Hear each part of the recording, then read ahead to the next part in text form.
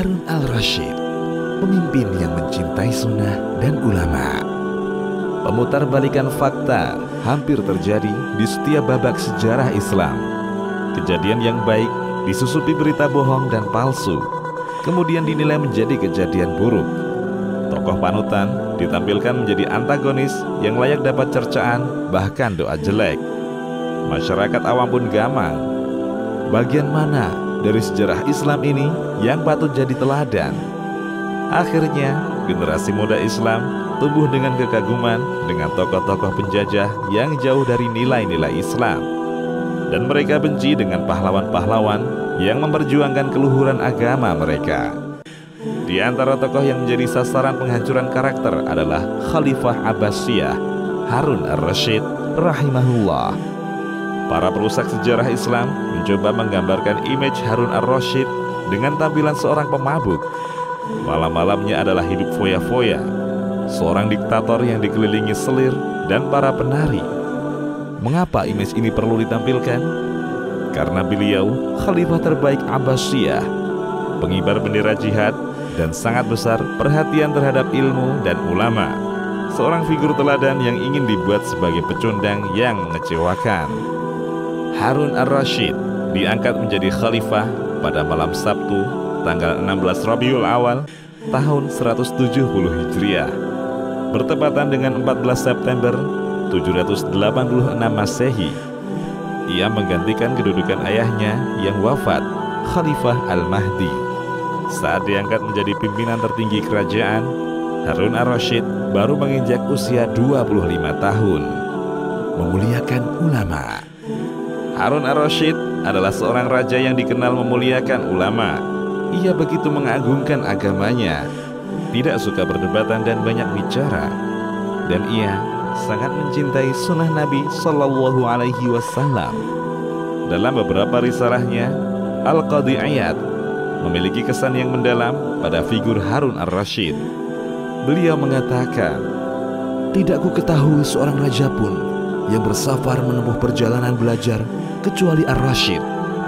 Ia berjalan bersama dua orang anaknya, Al-Amin dan Al-Ma'mun, untuk mendengar kajian Al-Muwatta yang disampaikan oleh Imam Malik rahimahullah."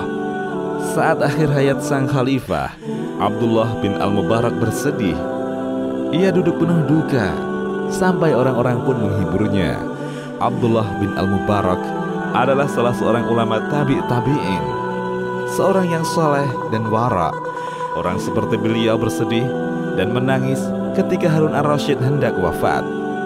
Abu Muawiyah ad-Dharir mengatakan, "Tidaklah aku menyebut Nabi Sallallahu Alaihi Wasallam di hadapan ar-Rasyid, kecuali beliau mengucapkan, 'Salawat untuk junjunganku.' Kemudian aku riwayatkan sebuah hadis kepadanya.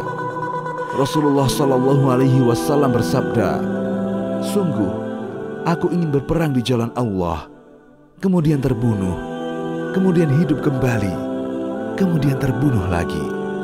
Mendengar hadis itu, Harun ar-Rasyid menangis terseduh-seduh. Hadis ini lengkapnya adalah sebagai berikut. "Demi zat yang jiwaku berada di tangannya, aku berandai berperang di jalan Allah, kemudian terbunuh, kemudian hidup kembali, kemudian terbunuh lagi, kemudian hidup kembali, kemudian terbunuh lagi." Hadis riwayat Al-Bukhari. Hadis ini menggambarkan tentang pahala jihad dan bagaimana keberanian Rasulullah Sallallahu Alaihi Wasallam. Wafat di medan perang bukanlah kematian yang ringan. Wafat di medan perang adalah kematian yang memakan waktu, berhadapan dengan sesuatu yang menakutkan, melihat darah terkucur, dan rasa sakit yang tidak sesaat. Tapi beliau berani melakukannya dan berharap pahala besar dari amalan jihad. Mendengar hadis ini dan semangatnya Rasulullah Sallallahu Alaihi Wasallam dalam memperjuangkan Islam dan mendapatkan pahalanya, Harun ar-Rasyid menangis terseduh-seduh. Anda baru saja membaca hadis tersebut. Bagaimana perasaan Anda? Apakah pada bacaan pertama Anda merasakan apa yang dirasakan Harun ar-Rasyid? Anda mengalami seperti apa yang ia alami? Dari sini barulah kita bisa membedakan antara cinta kita dengan Rasulullah dan hadis beliau beda dengan cintanya Harun ar-Rasyid kepada Nabi dan hadisnya.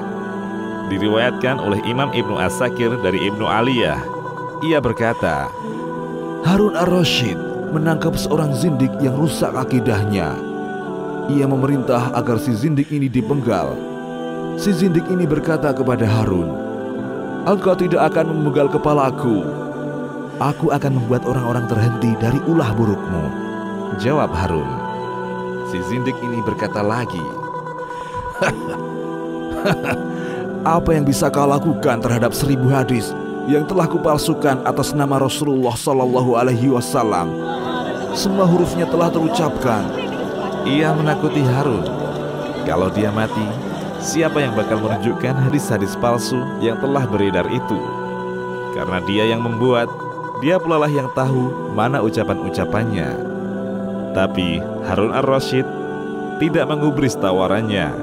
Dengan percaya diri ia menjawab, apakah kau tidak tahu, wahai musuh Allah, tentang keahlian Abu Ishaq al-Fazari dan Abdullah bin al-Mubarak?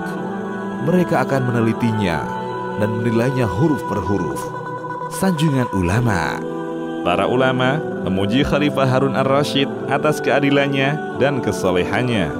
Fudail bin Iyad rahimahullah berkata, tak ada seorang pun yang kematiannya lebih kutangisi dibanding kematian Amirul Mukminin Harun. Aku berandai kalau Allah mengambil jatah usiaku untuk ditambahkan pada usianya. Murid-murid Fudail bin Iyad berkata, kami menganggap bahwa ucapan beliau hanya sanjungan berlebihan terhadap Harun ar-Rasyid. Ketika Harun wafat, kemudian muncullah fitnah. Khalifah Al-Ma'mun menyebarkan pemahaman khalqul Quran di tengah masyarakat.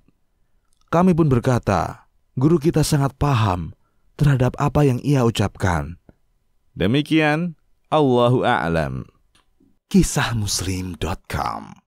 Kisah penggugah jiwa.